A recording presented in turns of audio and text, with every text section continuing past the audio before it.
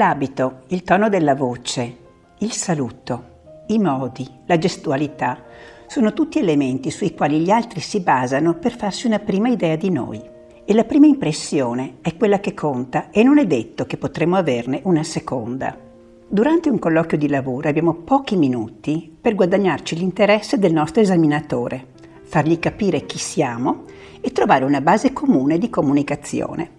E tutto questo prima che abbia letto il nostro curriculum. Per prima cosa, attenzione al look, perché anche se l'abito non fa il monaco, presentarsi in maniera adeguata è un ottimo biglietto da visita. In attesa di conoscere lo stile giusto per l'ambiente, il cosiddetto dress code aziendale, è preferibile uno stile classico, vestirsi quindi in maniera semplice, ordinata e professionale. Ogni estrosità può essere interpretata come indice di scarso rispetto. Oggi vedremo quali sono i sì e i no del comportamento da tenere in modo da poter fare una buona impressione.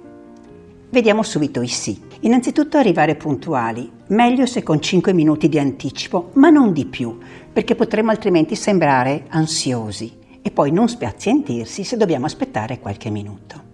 Ricordarsi poi di spegnere il telefonino. Informarsi dell'azienda prima del colloquio è indispensabile, anche per comprenderne la mission, conoscere le mansioni disponibili, la gerarchia interna e capire anche il grado di formalità all'interno di questa azienda. Prepararsi a illustrare il proprio curriculum vitae e anche se l'abbiamo già mandato online è meglio averne una copia stampata con la lettera di presentazione che deve essere firmata. È importante poi ricordarsi il nome di chi ci sta intervistando. Durante il colloquio dobbiamo essere cortesi e disponibili, sicuri ma non saccenti, disinvolti ma non confidenziali, sintetici ma esaurienti. Dobbiamo essere concentrati e saper ascoltare in maniera attenta. Dobbiamo guardare nel viso chi ci sta intervistando e se ci sono più persone dobbiamo cercare di alternare il nostro sguardo di modo che non dimentichiamo nessuno. Dobbiamo tenere sotto controllo il corpo e la voce. Dobbiamo stare seduti in maniera dritta e composta e mai apparire troppo sciolti. Non dobbiamo accavallare le gambe e tenere sempre le mani in mostra. Possiamo parlare degli aspetti economici solo dopo che abbiamo ricevuto l'offerta. Ed ecco i no.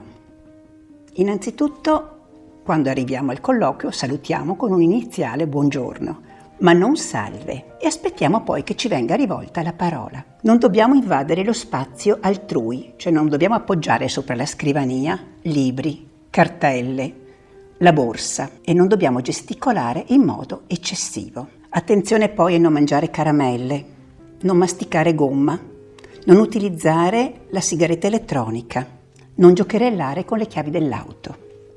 Evitiamo di raccontare bugie, perché raccontarle bene è difficilissimo. Attenzione che non va bene né essere prolissi, ma nemmeno essere taciturni. Non dobbiamo lamentarci, parlare male di chi non c'è o di altri concorrenti, oppure dei precedenti datori di lavoro. Non tentiamo di sbirciare tra i fogli del selezionatore. Non mostriamoci irritabili, furbi, oppure disonesti.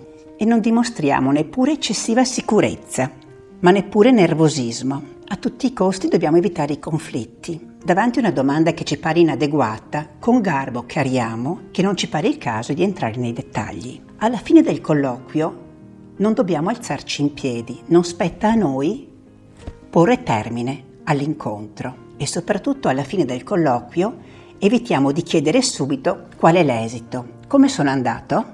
Attenzione che il colloquio non finisce finché non siamo usciti dalla sede dell'incontro e quindi dobbiamo aspettare di fare qualsiasi cosa, fumare una sigaretta, fare una telefonata, finché non siamo in un altro luogo. Questa mancanza di attenzione potrebbe pregiudicare il buon esito della nostra intervista.